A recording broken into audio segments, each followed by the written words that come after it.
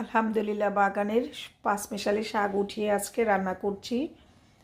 এখানে বতোয়া শাক, মিষ্টি কুমড়া শাক, হেঁচি শাক, কচু শাক সব কিছু তেল ছাড়া বেশি করে রসুন দিয়ে এটাকে রান্না করব। এটা আমার অনেক দিনের শখ ছিল, এটা খাওয়ার অনেক ইচ্ছে করতেছিল এরকম পাঁচমিশালি শাক খাওয়ার জন্য। আর সাথে আছে কিছু সামান্য পরিমাণ ডাঁটা। এটা খেতে খুবই টেস্টি হয়। এটা তেল ছাড়া রান্না করতে হয় বেশি করে রসুন দিয়ে, কাঁচামরিচ দিয়ে।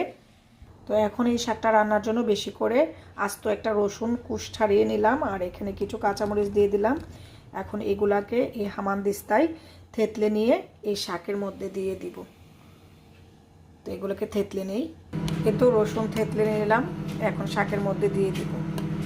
মাশাআল্লাহ আমার শাকগুলো এত কচি, একদম মিশে গিয়েছে। আর এটার সঙ্গে খেতে হয় মরিচ তেল ছাড়া ভেজে, শাকটাও তেল ছাড়া হতে হয়, মরিচগুলোকেও যে শুকনো মরিচ দিব সেটাও তেল ছাড়া হতে হয়।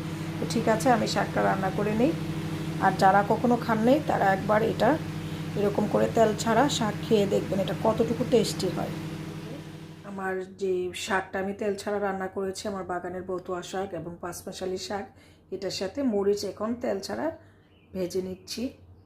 আর সঙ্গে এই যে আমার পাঁচমিশালি শাক, পাঁচমিশালি তেল ছাড়া শাক, আর লাল মরিচ, শুকনো মরিচ, নিয়ামত আল্লাহর নিয়ামত হচ্ছে নিয়ামত। এখন আমি যে লাল মরিচ, পাঁচাল, শুকনো মরিচ ডলে বাগানের শাক দিয়ে, পাঁচমিশালি শাক দিয়ে খাচ্ছি। আলহামদুলিল্লাহ, এটা যারা খাননি তারা একবার খেয়ে দেখবেন এটা যে কী পরিমাণ টেস্টি হয়।